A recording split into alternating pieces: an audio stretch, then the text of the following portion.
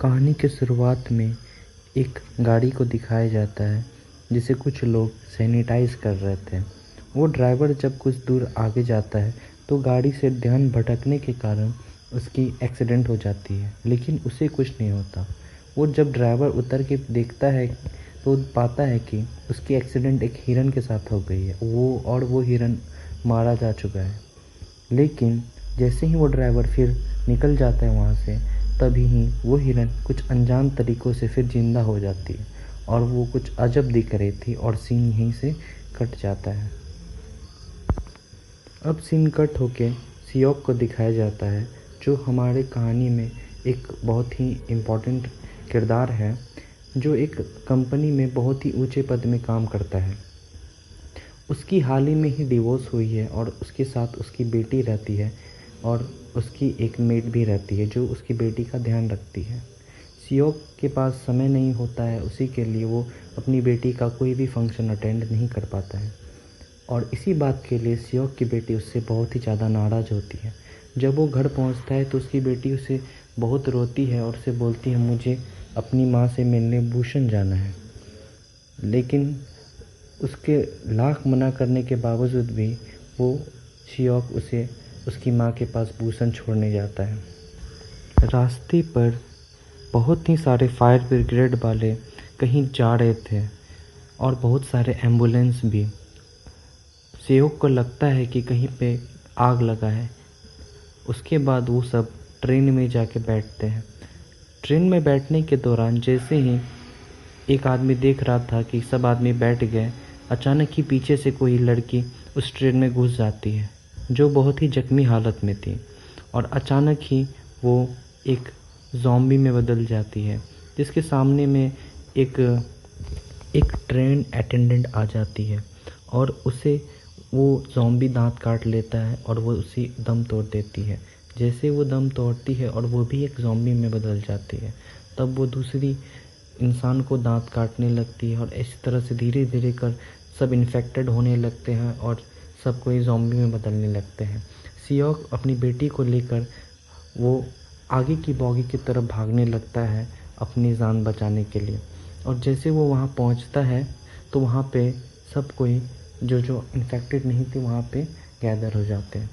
उसके बाद आगे जाके एक स्टेशन पे उनका ट्रेन रुकता है और सब लोग सोचते हैं कि यहाँ पे मिलिट्री सिक्योरिटी प्रोवाइड की गई है, उसी के लिए हम लोग यहाँ पे सेफ़ होके बच सकते हैं।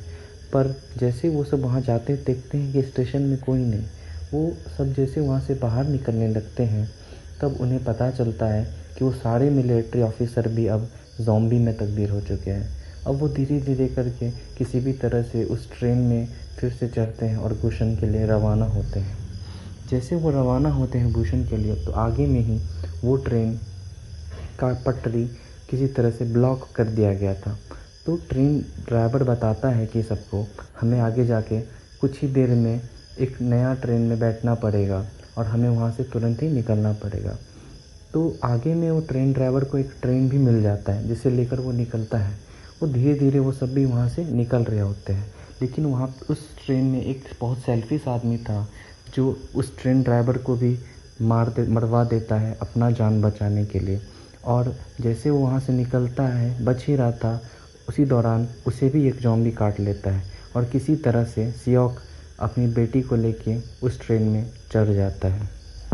जैसे सियोक और उसकी बेटी सो और एक औरत जो प्रेग्नेंट थी वो तीनों चढ़ते हैं उस ट्रेन में, वैसे ही कुछ ज़ॉम्बी सब एक चेन जैसा बना के उस ट्रेन को धीरे धीरे स्लो करने लगते हैं। लेकिन सियोक अपनी बेटी सबको बचाने के लिए उसको किसी भी तरह से उस चेन को तोड़ के और ज़ॉम्बी से छुटकारा पाता है। वो सब जैसे ही खुश हो रहे थे कि अब ज़ॉम्बी अब नहीं है, हम लोग अब भूषण में बच जाएंगे, उसे ही वो देखते हैं कि इंजन रूम में वही आदमी बैठा हुआ है जो ज़ॉम्बी बन रहा था। वो रो के बोल रहा था कि मेरी माँ मेरा घर में इंतज़ार कर रही होगी। लेकिन अब वो ज़ॉम्बी बन रहा था धीरे धीरे। वो भी एक तरह का अलग किस्म का ज़ॉम्बी था जो सियोक पे ना हो अटैक करके वो चाहता था उसकी खुशी मतलब उसकी बेटी सो को ही मार दे।